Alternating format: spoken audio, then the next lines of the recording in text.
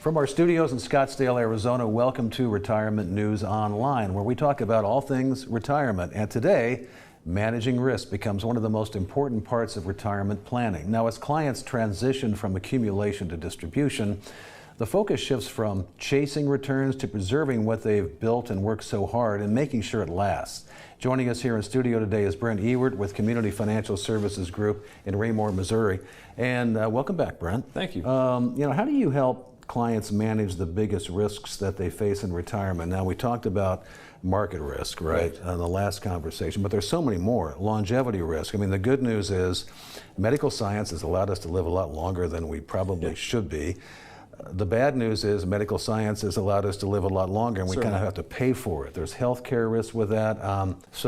Talk about how you help manage that inside a portfolio or a plan. Certainly. So, we talk about that in our initial meeting, that people are living longer, and one of the things you have to have if you're going to live longer is more money. Mm-hmm. And most folks, when they look at their monthly draw at 65 or 70, they don't realize that may double by the end of their retirement. So we have that conversation up front. And then we stick with our plan, and the plan is a barbell strategy. We want to make sure that they've got in each of the buckets what it is that they need to survive. If they plan on travel, we make sure we do that. We have money set aside, but we stick with the plan, and by having something in their portfolio that will provide income for the duration of their life, no matter how long that is, along with their Social Security or pension income. I sit across the desk and watch people exhale because they don't have to worry about that anymore. Yeah. And I would imagine, I think most people, when they talk about income planning, managing risk, obviously, income planning is something that they typically don't necessarily have a plan for. They just kind of get this number. Sure. And maybe they've been working with a broker or something like that, or just an asset manager, and they just say, well, okay, there we go. Let's just, we'll take the 4% out or something like that. That doesn't really make sense anymore, does it? Because people are living so long. Well, hope's not a very good strategy. No, it's not.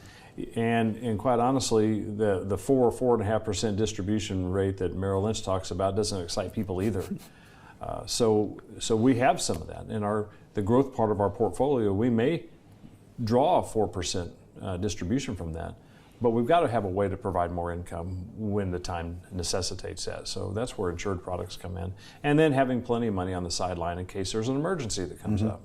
Let's talk about those insured products. So, the hardest thing from an advisor's perspective who deals entirely with equities, how do you protect, which we have to de-risk, and then provide growth, we have to add risk. They're mutually exclusive. So in this kind of a situation, how do you do both? That's a great question, Scott. We all need to have our foot on the gas throughout our entire investing life. But what happens if we run into a 2008 type situation, a great recession, when you're 80 years old? And if all of your income is tied to that risk bucket, then you're having to maybe take half your medicine, maybe 1.5 meals a day. That's not a good plan for anybody. So we talk about the necessity of having lifetime income for the duration of both lives if you're married, like Social Security. Okay, so people count on that. That's a check they get every month, like a pension that you would get every month. Why not have another pension check, so to speak? So the annuity products that we use, they'll guarantee a couple of things. A, you can't lose money due to a down market. And that makes people, I think they get comfortable in the meeting at that point. Not all of their money there, but enough of it to help shore up the risk assets when bad things happen. And they do happen.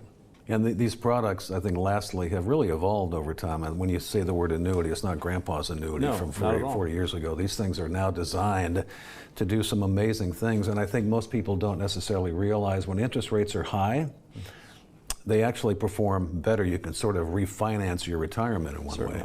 Yeah. Well, I appreciate your time, Brent. You're a good man. You know what you're talking about. I appreciate it. Scott, I appreciate your time. Thank you. He's Brent Ewert in Raymore, Missouri, and this is Retirement News Online. Thank you for watching.